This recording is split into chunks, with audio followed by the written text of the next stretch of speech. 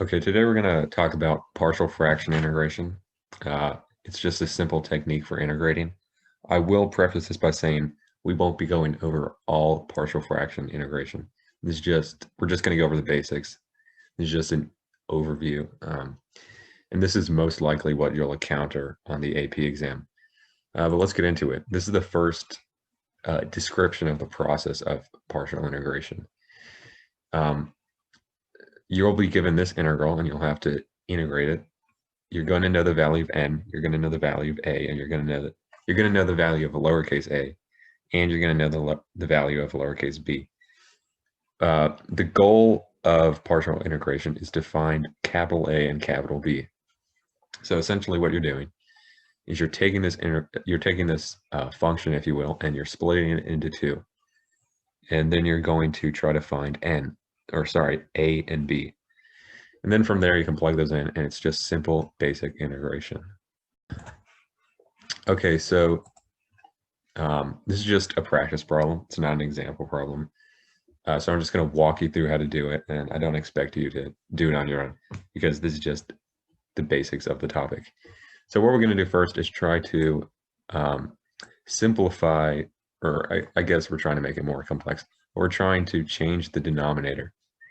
So let's break this into two polynomials.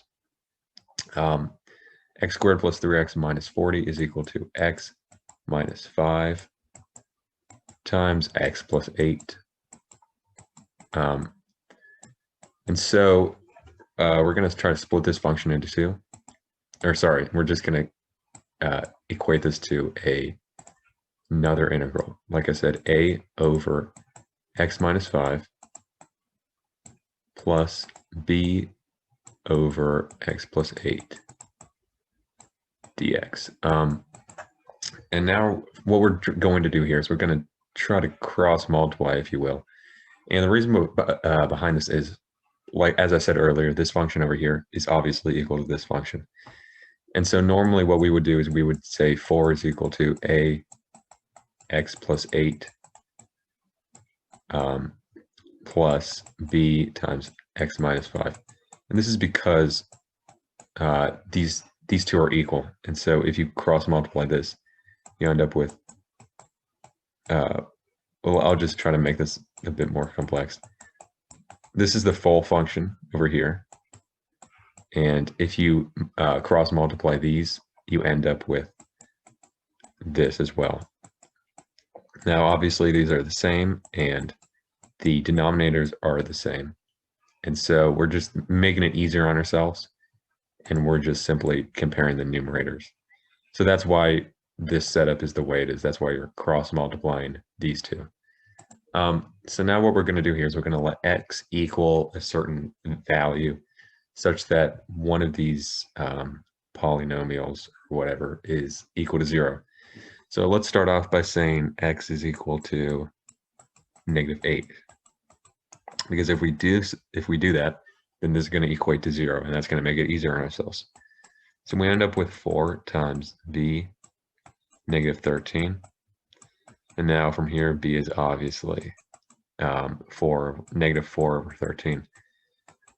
And so that's how you find the constants. And we're going to do that with a as well right now. So let's let x equal 5 such that, or that will allow this side to be, this polynomial will be equal to 0. So we end up with 4 equals 13, 4 equals 13a, so a is equal to 4 over 13. And that's essentially the most complex part about this, is finding these two values. But now that we've already found them, it should be pretty easy. From here, we're just going to plug them into the equation. So we end up with this integral is equal to the integral of 4 over 13 x minus 5 minus 4 over 13 x plus 8. Now, when dealing with partial fraction integration, more often than not, the integral is going to equate to natural log something something. So you'll notice if we integrate this, for example, it's going to equal 4 over 13 times natural log x minus 5. And that's generally just what happens. So keep that in mind. It makes it a lot more simple. So let's just integrate this. Obviously, don't forget to add plus c at the end because we're not dealing with bounded integrals. And so we can simplify this even further, in fact, which I'll do in a moment. One of the properties of natural log is you can essentially, when subtracting one another, you can essentially divide the value inside the two natural logs. And what I mean by this is natural log x minus 5 times natural log, or minus natural log x plus 8 is equal to natural log x minus 5 over x plus 8. You may already know that, but that's just something you'll need to know because on the AP test, they may ask for the answer in its simplest form. And of course, we can't forget the plus c. Okay, we're going to head into the example problems now. Go ahead and pause this and try to solve it if you wish. But let's just jump into it. First, we're going to try to factor this numerator into a more complex form. And you'll notice that it's actually equal to 3 times x minus 4. Sorry, that's completely wrong. It's actually equal to 4 x minus 3. Sorry about that.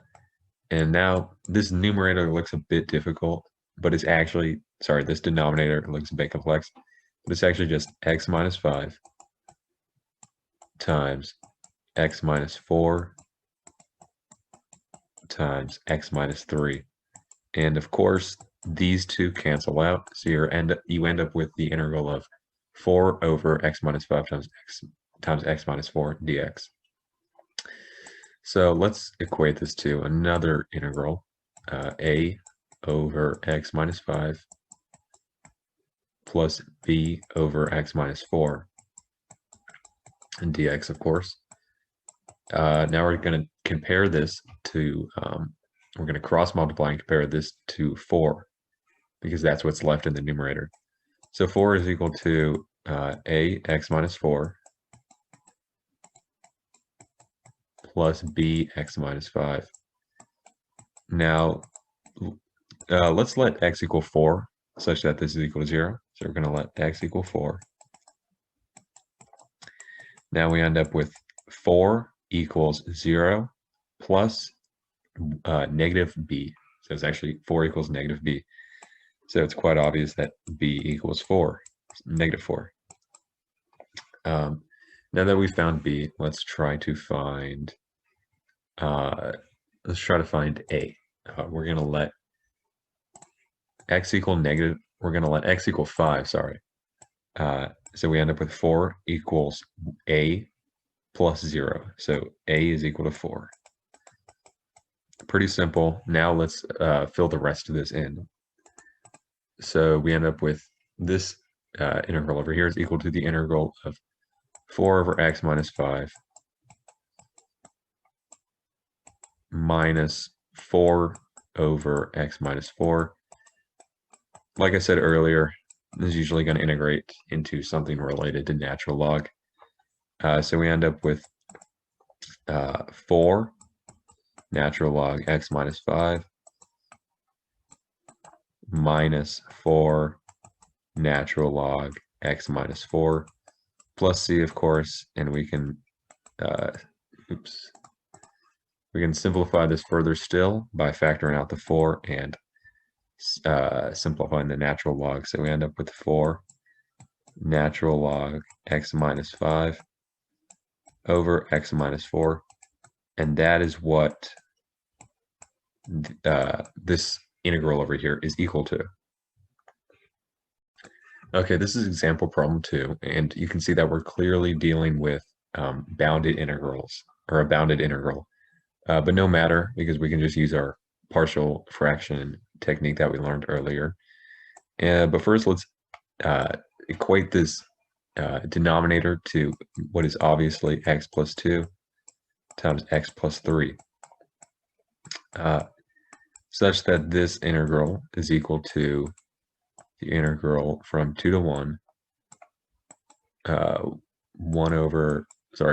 over x plus 2 plus b over x plus 3 dx. And now we can set the numerator 1 equal to a times x plus 3 plus b times x plus 2. And now let's set x equal to -2 so we can find a. So we can just factor in -2 and we can see that 1 is equal to a, and that's it. So 1 is equal to a. Now let's let x equal -3 such that we can find b. So 1 is equal to -b, which means b is -1. So now that we have these two variables, we can just plug them in. So this integral over here is going to be equal to the integral from 1 to 2, 1 over x plus 2 minus 1 over x plus 3 dx. Now, I believe I did a video over bounded integration. So if you don't know how to integrate with parameters, just go look at that video.